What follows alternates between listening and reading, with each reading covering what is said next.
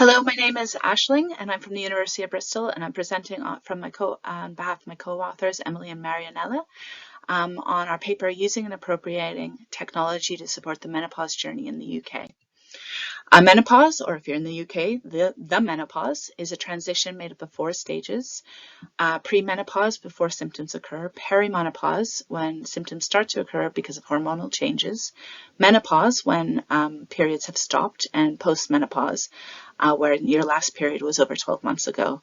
This impacts 50% of the world's population at some point in their lives. And in the UK, a third of the UK female population is perimenopausal or menopausal, and that's 13 million people.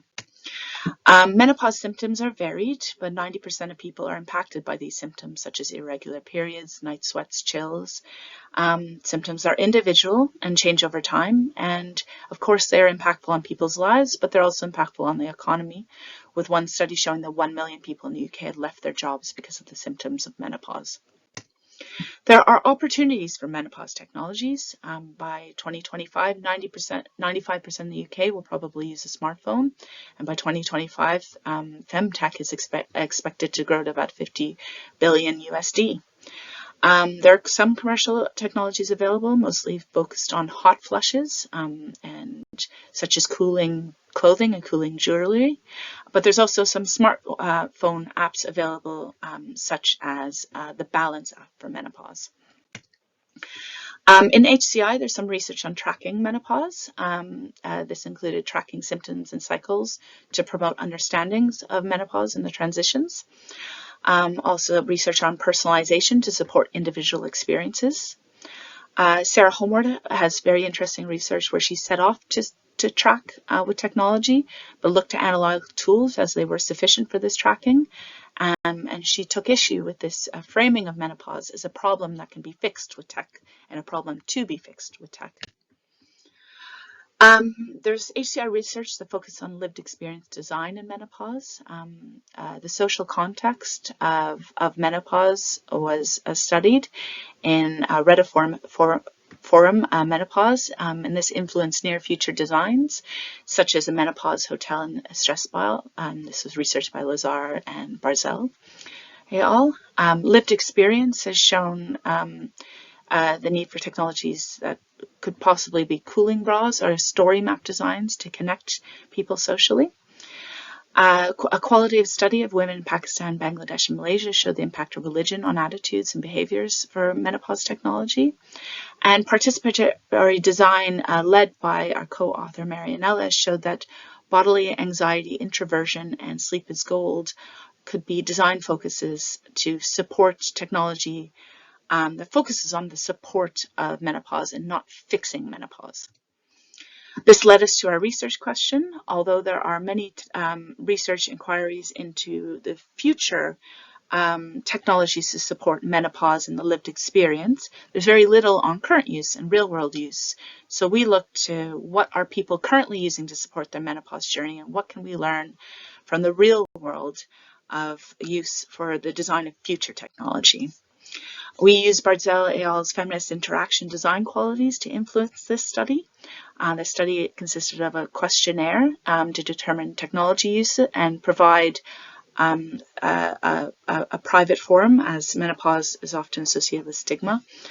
We also did a more in-depth study through an interview study online on video calls using interview prompts that I'll show now, looking at general technology use, analog tools and practices around menopause, commercial technologies for menopause and their possible use, and also more near future research ideas on menopause technologies. Our participants were recruited on email lists at an International Women's Day event, word of mouth, and social media posts, and the age range was between 30 and 61.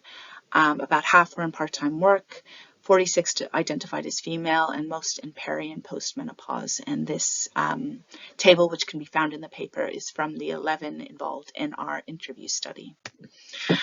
Our analysis was collectively done on the questionnaire and the interview data using reflective thematic analysis, first by the first author, and then with iterations through co-analysis with co-authors. Researchers didn't have personal experience with the menopause, but we engaged with this thematic analysis to construct 4 themes on technology use around connecting and sharing, finding information, tracking and reflecting, and self-care during the menopause transition. So what tech was used for connecting and sharing? Well, online meetings and social networks were used quite a lot for connecting and sharing.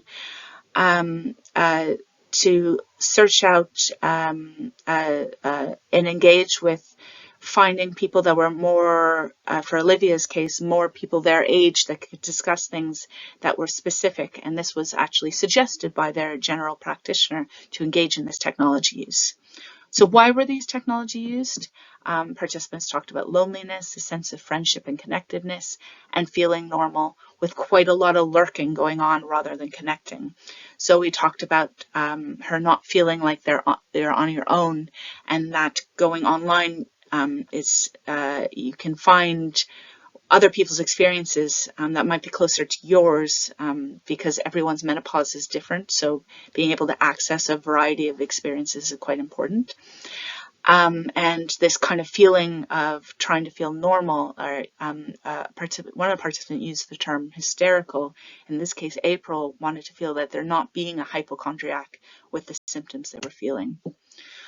But what went wrong with connecting and sharing? Misinformation, doom and gloom, and issues with online versus in person. Chloe talked about a lot of these online formats. There's a lot of people moaning. Chloe had also issues with online sharing and what found it to be easier if she was in a room face-to-face with people, feeling comfortable. For information seeking, people used various technologies, watching documentaries online, internet searches, social media groups, government websites in the UK such as NHS and NICE, and using apps. Of the Balance app, Melody talked about information she found. It was mind-blowing to see the whole list of symptoms when she opened up the app that could potentially be associated with her menopause. Why were people using information technology? Well, some people engaged with long diagnosis and misdiagnosis. They didn't have regular access to clinical advice, and they had very, very varied experiences. So for Jessica, she used it as an advocacy tool to ask the right questions at the GP. For Ava, she could only get so many doctor's appointments and they were only so long, so she could find out more information online about medicine, in her case, hormone replacement therapy. But what went wrong with information? Well, the reliability, the cost, not finding representative information, and not trusting providers' motivations.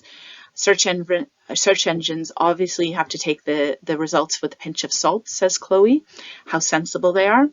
And Ava was kind of overwhelmed by the ocean of apps out there, but what costs are there and what exactly are you paying for? For tracking, reflecting, people used apps, fitness trackers, and smartwatches. For Grace, she used various technologies to plot things out. For Zoe, she used tracking on a fitness tracker, in her case to track heartbeat because she noticed heart palpitations associated with menopause. Why were they tracking? Well, to improve physical activity, for tracking, for monitoring transition stages. Sarah talked about keeping on top of weight loss or weight gain with the physical activity trackers. Samantha talked about spotting irregularities in her data and pattern matching with the tracking. But what went wrong with these tracking and reflecting is trust issues, cost, issues with manual tracking, and infrequent symptoms tracking. Ava didn't trust why she had to pay for something that would further someone else's research. Jessica talked about feeling fine, then symptoms spiking, and then, okay, back to manual tracking, do it for a little bit, and then forget about it again, and being infrequent there. For self-care, what technology people were using? Devices for physical symptoms, meditation, and analog devices, as well as exercise tool. Mindfulness was talked a lot by Grace. She found it very supportive in her menopause, using mindfulness apps. Sarah talked about using a weighted blanket. Other participants talked about stress mats and analog tools for self-care.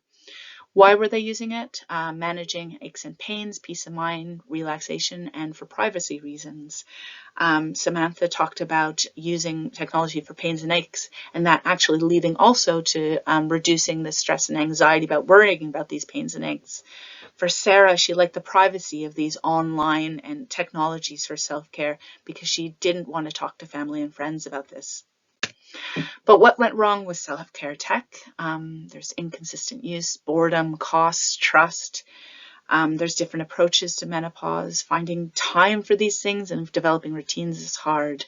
Lauren talked about bringing around a physical device, which was hard because hot flushes would come on quickly and go quickly. So you didn't have that device to hand.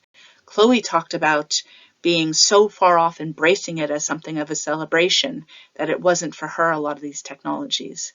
Lauren talked about the issues with time commitments and it becoming a routine. Across these kind of 4 themes on the use of technologies, we found tension between aging and using tech. There is a culture of silence and stigma. In the Menopause Manifesto, it says the concerns of women as they age are often so unimportant that they aren't even worth the minimal effort. They're simply ignored. There's some relief through the acknowledgement of menopause, but it's not always acknowledged because of stigma or a lack of finding people with the same experiences of you. There's also a trap that people can fall into, according to Helen Petrie's work, that tech is just for older adults, or older adults are a homogenous group. And transitions in menopause are long, and tech available and skills used for that technology can change. There is design opportunities because misdiagnosis might be countered with advocacy technologies. There's also the possibility that stigma can be countered by just the visibility of these apps and online meetups, particularly through work, such as menopause cafes. But designers need to be sensitive to tech changes over the time of menopause, sensitive to the changes in technology, but also the variations of digital skills for these technologies. We also found that there are personal choices for personal bodily experiences. The motivations for using this tech were completely diverse, and people's varied experiences meant huge amounts of effort were put into kind of what is normal and using these technologies to find that. A lot of trust issues with providers and not trusting the cost of paying for these technologies that probably weren't going to be developed into routines and habits. But there are design opportunities here for designing for idiosyncratic experiences with getting diverse participants at the design table for menopause technologies. There are design opportunities around free trials to allow for trial and error to see what works for routines and long-term adoption. There's also design opportunities with the integration of menopause technologies into kind of period apps and menstruation. So over the course of a lifetime that people can get into the routine of tracking and therefore transition from kind of pre-menopause throughout menopause using that same routine with technologies. And we discuss a lot of personal choice for these varied lives because symptoms are incredibly varied and impact everyday life. So it's not clear-cut distinction from kind of people's everyday health and engaging with everyday health. But self-care especially is hard to implement with busy lives and often with quite gendered responsibilities of care at the time that menopause kind of hits. But there's design opportunities with these bright spots of little bits of time in different contexts that might be minimal time commitments and quite flexible. And there's design opportunities for different formats to support these different contexts of use, whether it be home or work, on the go or room-based, daily or sporadic. And our paper really points to the opportunities of appropriation. Of all the technologies discussed, only one was menopause specific. Existing tech is varied that is being appropriated, such as social media and meditation apps, but there's opportunities for further appropriation that designers and researchers should look to. For instance, smart home technologies for information, AI recommender systems for personalization, leveraging worn technology to deal with symptom tracking or physical symptoms, and indeed gaming or VR for visibility or tackling stigma. So thank you very much for listening to our talk on using appropriating technology to support the menopause journey in the UK. And thank you, the ESRC and Digital Futures and the Centre of Socio-Digital Futures for funding this work.